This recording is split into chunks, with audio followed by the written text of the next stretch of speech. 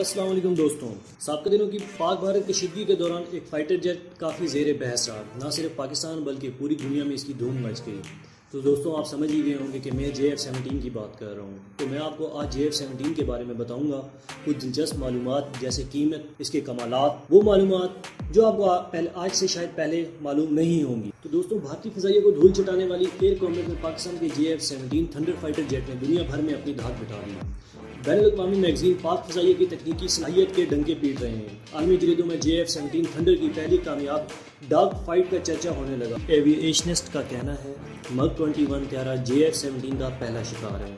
अमरीकी online जरीदे business insider के मुताबिक जैसे ही मीडिया में भारतीय MiG गिराने की खबरें आईं, JF-17 की तैयारी में मुआवज़त फराहम करने वाली चीन की कंपनी के शेयर्स की कीमत में 5 से 10 मिनट में 10% इजाफा हो गया। JF-17 थंडर एक एडवांस कम वजनी मल्टी रोल फाइटर जेट है जो कि पाकिस्तान और चीन के मुश्तरका ताउन से बनाए गए हैं। ये फ़िज़ा से फ़िज़ा में और फ़िज़ा से ज़मीन पर टारगेट को निशाना बनाने की सलाहियत रखता है। इसकी बुनियादी साख का आला डिज़ाइन और कम वजनी इसे तकरीबन 1296 किलोमीटर फ़ी घंटा की रफ्तार अबूर करने की सलाहियत देता है।